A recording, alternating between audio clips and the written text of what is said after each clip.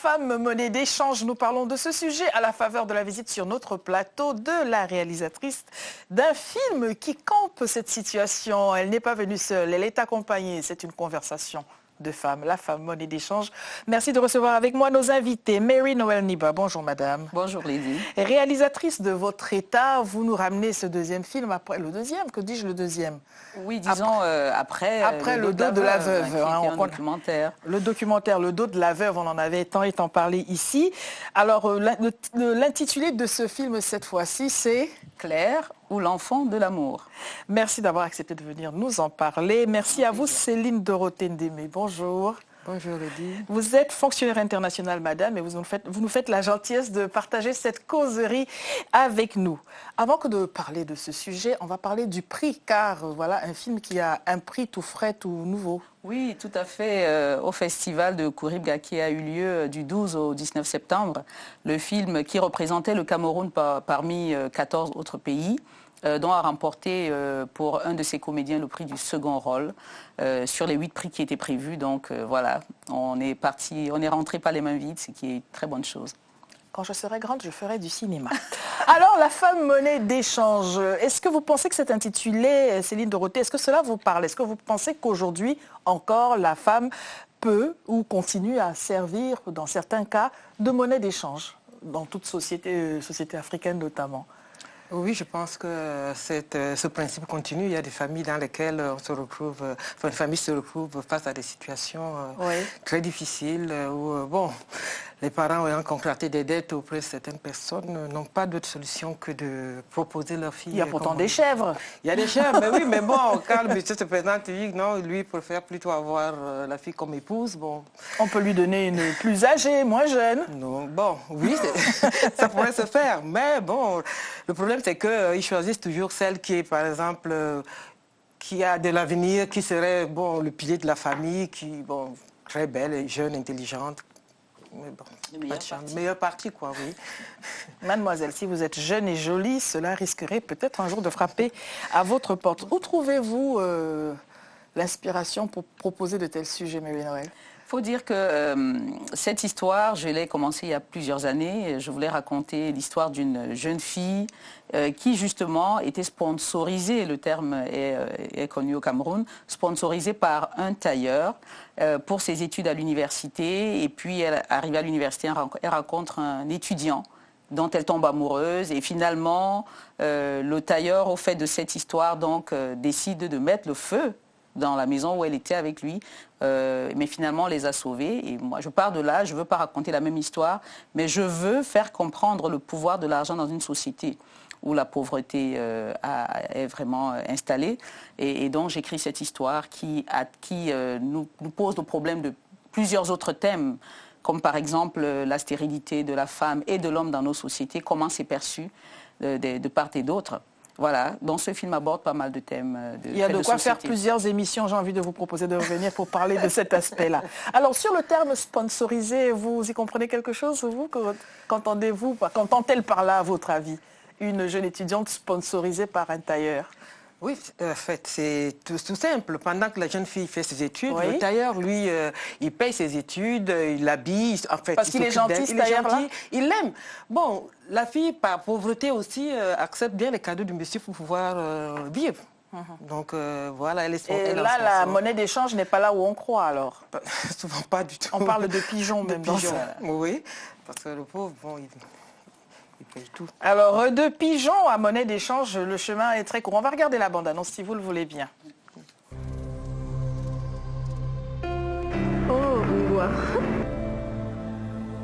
Claire, passe me voir, s'il te plaît. Je ne suis pas encore en Guao. Je sais même que Claire est allée où? Elle cherche même quoi dehors. Alors que pour elle, l'école, c'est fini. Il me faut un enfant. Il me faut une femme féconde.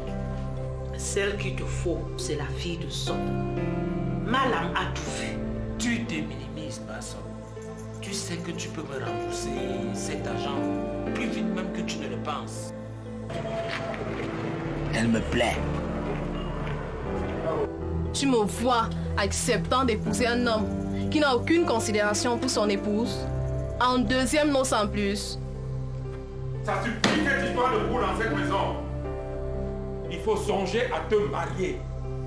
Je me demande juste comment une fille comme toi doit quitter sa famille en cachette pour aller rejoindre son mari. Je n'arrive plus à supporter la pression que me mettent mon mari et sa sœur pour faire un enfant.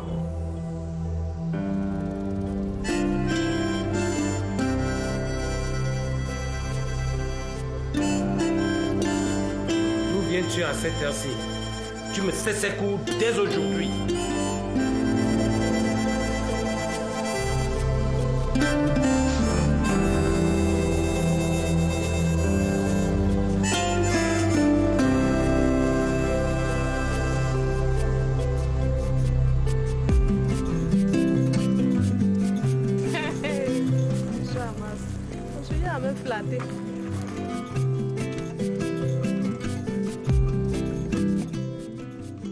Voilà donc la bande-annonce de Claire ou l'enfant de l'amour. On a entendu l'histoire de la stérilité que vous évoquiez tout à l'heure. On va revenir sur ces aspects-là. Mais déjà, je voudrais qu'on revienne sur où peut-on voir ce film, parce que voilà la question que se posent déjà nos téléspectateurs. Vous savez, le parcours, comme la dernière fois, vous m'avez posé la même question, mais le parcours des films africains n'est pas toujours très évident. En ce moment, il est en train de faire les festivals. Il est sorti au Cameroun et on essaie en ce moment de voir programmer une sortie en Île-de-France. Ça pourrait être fait d'ici janvier. Et j'espère que Lady nous fera l'honneur. Je ferai du tam-tam autour de la sortie du film. Donnez-nous ce programme-là, qu'on le partage avec nos téléspectateurs. Alors, Céline Dorothée, j'aimerais bien entendre l'avis de la maman que vous êtes sur la situation. Là, on est dans un film, c'est vrai, mais parfois, dans les familles, on peut parfois rencontrer des situations comme celle-là.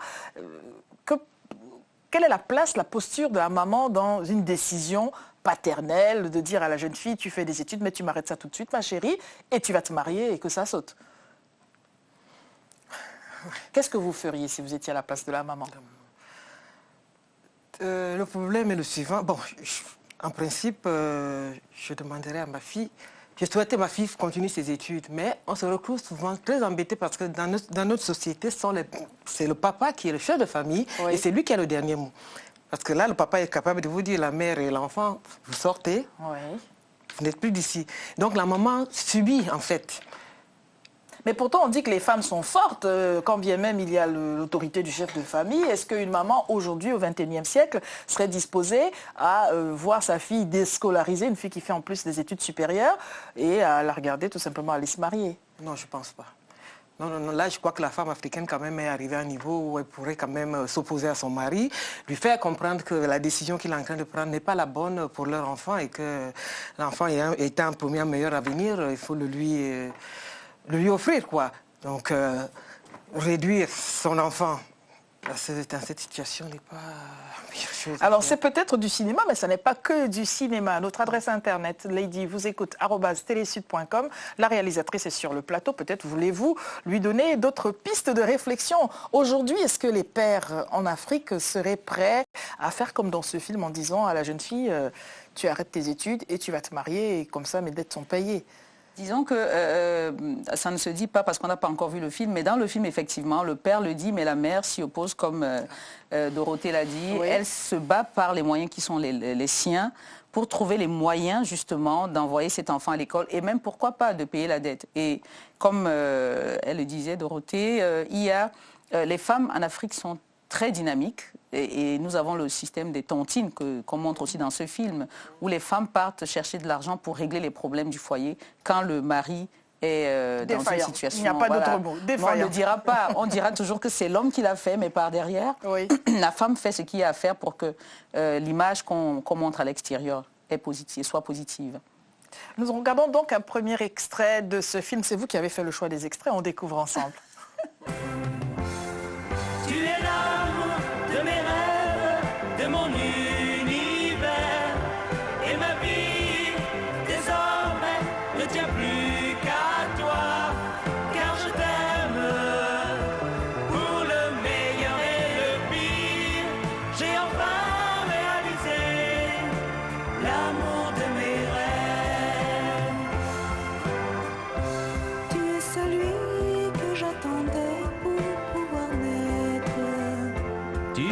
femme qui a ouvert mon cœur, qui porte mon nom avec dignité. Mon amour, oui, je suis à toi. Je suis heureuse, je suis fière de porter ton nom. Oui, grâce à toi, j'ai découvert l'amour. Je te donnerai mes jours et mes nuits. Toute la vie, nous vieillirons ensemble. Tu es l'amour de mes rêves, de mon univers. Et ma vie, désormais, ne tient plus qu'à...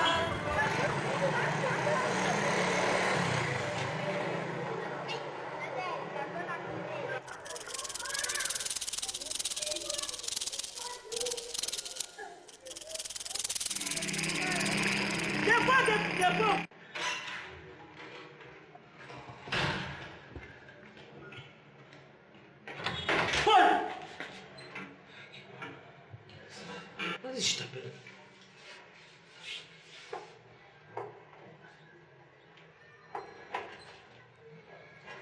Ok, Polo.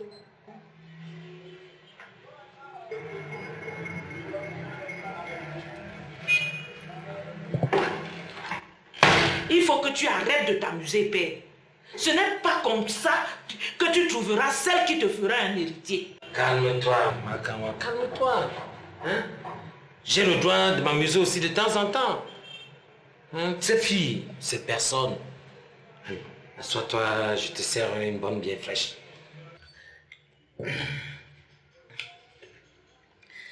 Je t'ai dit que celle qu'il te faut, c'est la fille de Sop. Malam a tout vu. Mais elle s'affiche de plus en plus avec Jackson, le tailleur. Mais qui est ce Jackson dont vous me parlez tout le temps? Mais c'est le tailleur chez qui Jamo apprend la couture. Il faut qu'on aille arracher cette fille chez ses parents avant qu'il ne la souille. Il n'a pas pu quitter ce quartier d'Ongwa après sa licence. Et c'est avec moi qui veut venir faire la concurrence. Moi, Paul Tankap, il n'y a rien à vue. Calme-toi.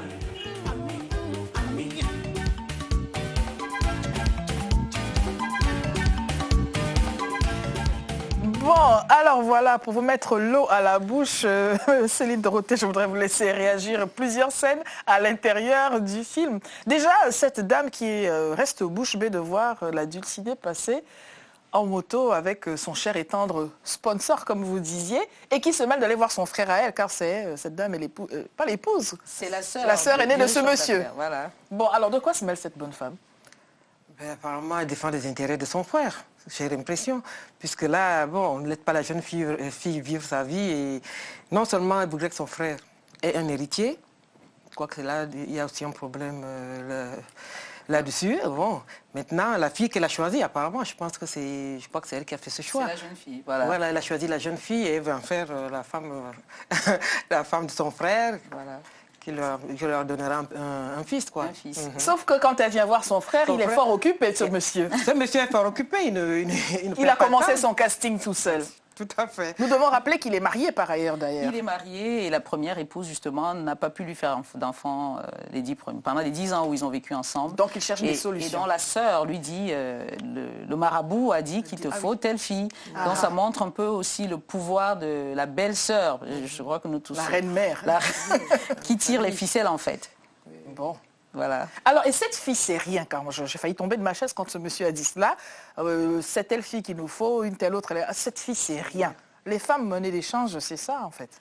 Ouais, le pouvoir de l'argent. Le riche homme d'affaires qui peut tout se permettre. Et pour lui, une fille est accessoire. Une femme ou une autre est accessoire. Ça montre comment le pouvoir de l'argent agit vraiment dans cette société qui est la nôtre. Et comment, quand on n'a pas d'argent comme le tailleur, on n'a pas le droit d'être un homme heureux? Vous voyez bien que malgré la pauvreté du tailleur, il est dans l'amour, il vit une relation amoureuse avec la jeune fille. Oui. Il n'a peut-être pas l'argent, mais il a autre chose à lui offrir. Voilà, c'est cet amour. Et je crois que la fille tombe plus facilement elle tomberait avec le riche homme d'affaires. Alors la question qu'on ne voulait pas poser, mais on va la poser tout de même. Et si imaginons qu'il épouse cette jeune fille et qu'il n'ait pas plus d'enfants que cela au bout de 10 autres années? On en cherche une autre? On en cherche une autre. Et si on cherchait du côté de la santé de ce monsieur?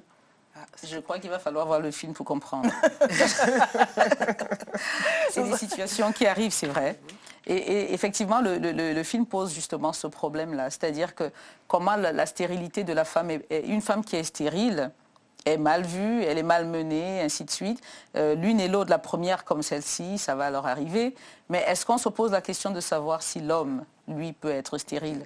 Est-ce qu'un homme peut être stérile d'ailleurs Oui, un homme peut être stérile. Non, mais est-ce que la société n'entend pas cela? La société ne l'accepte pas. Jamais la faute à la femme. S'il n'y a pas d'enfant dans le ménage, dans le couple, c'est la femme qui est stérile. Et si un homme est stérile, c'est à cause de sa femme? C'est à cause de sa femme. Voilà. Bon. La femme monnaie d'échange, on ne va pas vous torturer de suspense plus que cela. On va regarder un deuxième extrait. Avant qu'il ne la souille. Il n'a pas pu quitter. Marie-Claire, est-ce que tu pourrais venir me mettre ma part d'eau dans le seau? Je n'arrive pas à porter la marmite là. Elle est brûlante.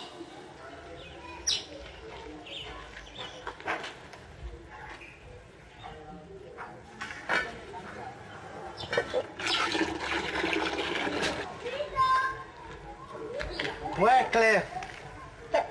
Je voulais me laver avec cette eau-là.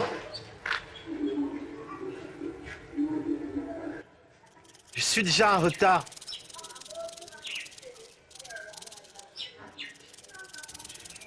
C'est qu'il n'y a plus d'eau. Mais va en puiser.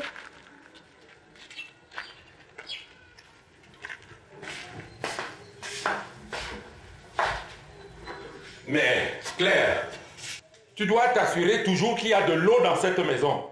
Je ne sais pas ce que tu fais toute la journée dans cette maison. Hein? Mais j'ai passé toute la journée à travailler. Guy sait très bien qu'il va remplir les bidons d'eau. Guy, c'est son année de probatoire. Il a déjà beaucoup de devoirs. Hein? Il doit se mettre au travail dès maintenant. Et laisse ce bidon. Dépose-le et va à l'école. Moi aussi, j'ai des pots à préparer. Je ne peux pas tout faire toute seule dans cette maison. Ça suffit cette histoire de pots dans cette maison. Hein? Tu n'en fais qu'à ta tête. Et tu ne comprends pas ce qu'on te dit. Tu n'iras pas à l'université. Je l'ai dit et je le répète. Il faut songer à te marier. Quand tu seras chez toi, tu feras ce que tu veux.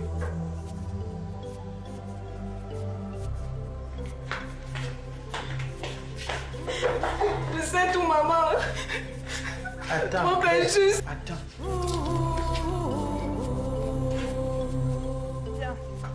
Voilà donc ces extraits-là, que d'affaires, une histoire dans une histoire dans une histoire, c'est les poupées russes. Oui, plus c'est un film, j'ai appelé ça un film tiroir, parce qu'à chaque fois qu'on croit qu'on est en train de trouver une solution à un problème qui est posé, on passe à un autre problème. Et je crois que c'est le propre du cinéma. On peut décider d'aborder un seul sujet, un seul thème, comme on peut en aborder, mais on finit par voir que tous ces thèmes sont liés.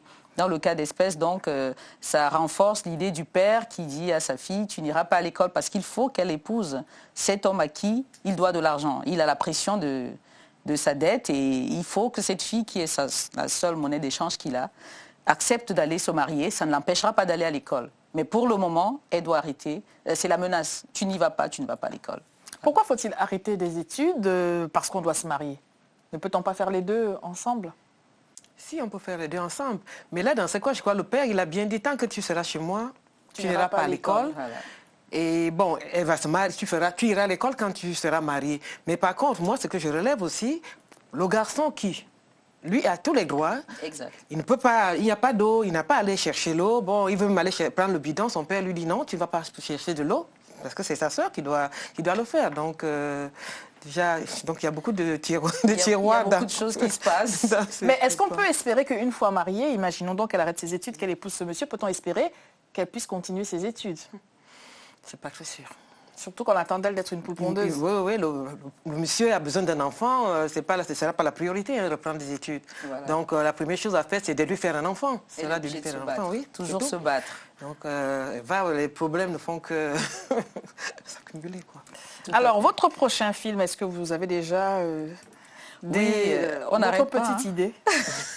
En faisant celui-ci, l'idée est venue ou elle était déjà là avant? Il y a déjà d'autres projets. Là, je suis en pleine production, plus productrice qu'autre chose. J'essaie de produire d'autres jeunes aussi qui écrivent, qui sont dans des séries. Il y a un jeune qui va faire un shotcom et que je suis en train de produire.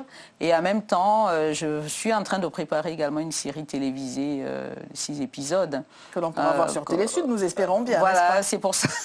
Je crois que je les proposerai aussi à Télésud. Non, mais en fait, il y a beaucoup d'autres projets et celui qui aboutit le plus tôt est celui qui va être produit. Mais on n'arrête pas, on est obligé de continuer. Est-ce que vous pensez que le cinéma peut amener la société à changer de manière de faire ou est-ce que le cinéma est à l'image de la société? Qu'est-ce qui peut changer l'autre? Je pense que faisant partie de la culture, il faudrait que les gens sachent d'abord qui ils sont. Dans le cinéma, nous essayons de présenter la culture, de présenter qui nous sommes. Et c'est un peu comme un miroir, de se voir dans des situations, de se reconnaître dans une situation, nous permet de nous réajuster ou de continuer. Et je crois que c'est un peu le travail que nous sommes en train de faire, nous cinéastes. Si ça aide la société à changer, ça aide la personne à changer. Quand tu te reconnais dans une histoire, je crois que tu te remets en question d'une manière ou d'une autre. Et puis, ça t'amène à changer. Donc, pour moi, le cinéma peut faire changer la société. Est-ce que vous êtes aussi optimiste que Mary Noël, Céline? Parce que est-ce qu'un monsieur qui regarde ces scènes que nous venons de voir se dit non, vraiment, j'ai l'air ridicule d'avoir une jeune fille dans mon bureau sur mes genoux, ma sœur aînée qui arrive pour me parler d'une autre fille encore, dans le même temps que Bobonne est à la maison. Est-ce que vraiment vous pensez qu'un homme se remette en cause grâce à des images comme celle-là ou pas du tout? Oui, je pense. Je pense quand même qu'un homme... un vrai? Un vrai homme, c'est beau, te remettrait quand même en question. Parce que là, le ridicule... non, on a beau dire, je suis un grand, je peux avoir toutes les filles que je veux, je peux en faire ce que je veux, mais face à cette situation, non. Mais si l'homme se dit, je n'ai pas d'héritier, alors parlons de ce point, on va finir dessus. La question d'avoir un héritier pour un homme, les femmes que vous êtes, comment comprenez-vous cela? Il faut absolument... On est heureux que parce qu'on a cette continuité? Dans nos cultures, ça reste encore ça. Ça reste parce que même aujourd'hui, même quand un homme essaie de s'ouvrir, de se dire, bon, ça reste dans la continuité, non, il y a toujours la sœur, comme on a vu, la maman, la cousine qui viendront dire, mais non, c'est pas possible. Tu peux pas rester comme ça. Il faut trouver une femme qui va te faire un enfant. Même avec sa femme, même s'ils se mettent d'accord, ils disent, bon, on peut adopter ou on peut prendre l'enfant du frère, de la sœur. Non, non, non, il y a toujours quelqu'un qui vient vous mettre un grain de sel et puis bon, le pauvre se remet en question et c'est parti. Exact. Vous êtes une femme révolutionnaire, vous changez la société, l'air de rien comme ça au travers de ces films. Comme tout le monde, j'essaie de présenter la société telle qu'elle est et puis de réveiller un peu les consciences. Je crois que la culture et l'art est là pour ça, c'est-à-dire que, je dis bien le miroir de la société, c'est de renvoyer à chacun ce qu'il pourrait être et puis permettre qu'on se remette en question à chaque fois. Alors le cinéma fait beaucoup rêver, mais le cinéma coûte cher à faire. Bien sûr. Vous êtes donc très riche, madame. Ah, je dépense plus. C'est très cher, tout à fait. Je dépense plus à faire des films. Mais est-ce que je rentre dans mes frais? Ça, c'est une autre histoire. Mais quand on se lance dans ce métier, c'est vraiment pas pour se faire de l'argent. C'est parce qu'on a un message à porter. On veut présenter quelque chose et même s'il faut y laisser sa peau, il faut aller au bout de son projet. Et donc, je crois que c'est plus un investissement qu'autre chose. Est-ce qu'aujourd'hui, l'Afrique consomme des productions, on va dire, endogènes? C'est un film fait au Cameroun sur la société camerounaise. Est-ce que vous pensez que le public camerounais ait envie de voir cela ou est-ce qu'il préfère regarder Les Feux de l'amour? Le public camerounais, en l'occurrence, a envie de voir à quoi il ressemble, a envie de se voir à l'écran. Oui. Et ça, c'est ce qui manque. Mais je crois que, comme je le disais, le cinéma camerounais qui était en berne il y a quelques années est en train de vivre une nouvelle dynamique avec des jeunes. Mais le problème qui se pose, c'est comme tout le monde le sait, les salles de cinéma ont fermé. Mais c'est la raison qu'on avance, même s'il y a une ou deux salles, comme je le dis. Quand vous apprenez qu'il y a un film qui est sorti, il faut aller voir. Parce que les salles ne vont pas se remplir avec des paroles. Il faudrait accompagner ces cinéastes qui font des films prendre le temps, chacun a sa responsabilité, aller voir ce qui a été fait. Et je crois que quand la seule salle qui est là, qui existe, ou bien la dizaine qui existe, va se remplir, les bailleurs de fonds et autres hommes d'affaires comprendront qu'il faudrait rajouter d'autres salles. Alors, je vais vous donner l'espace d'une baguette magique, Madame Démé, la possibilité de proposer à la réalisatrice un sujet à traiter. Qu'est-ce que vous aimeriez voir comme sujet traité à l'écran, au cinéma, par une femme en plus derrière la caméra? Quel sujet auriez-vous envie de lui proposer pour répondre à vos attentes? Mes attentes? Non, enfin, qu'est-ce que pour... Je sais que je vous prends de cours. De cours, oui, mais je ne sais pas. Nous montrer un peu la réussite d'une femme dans notre société. La réussite, vous dites? La réussite, oui. On n'en parle pas beaucoup. Oui, on n'en parle pas beaucoup. Non, la réussite d'une femme dans notre société, une femme qui accède à des responsabilités vraiment grandioses, parce qu'aujourd'hui, bon, il y en a, mais on n'en parle pas tellement. On ne met pas trop les projecteurs sur ce que les femmes réussissent. Qu'elles sont capables de faire, donc, alors qu'elles ont toutes les compétences. Tout à fait. Voilà, tout est dit. Ce sont donc vos devoirs, Madame Niba, pour un très prochain film. Merci encore pour ce que vous avez accepté de venir nous parler de cela. Merci à vous, Céline Dorothée. Très bonne continuation dans votre travail et rendez-vous bientôt pour les projections. On vous tiendra au courant sur Télé Sud. Au revoir.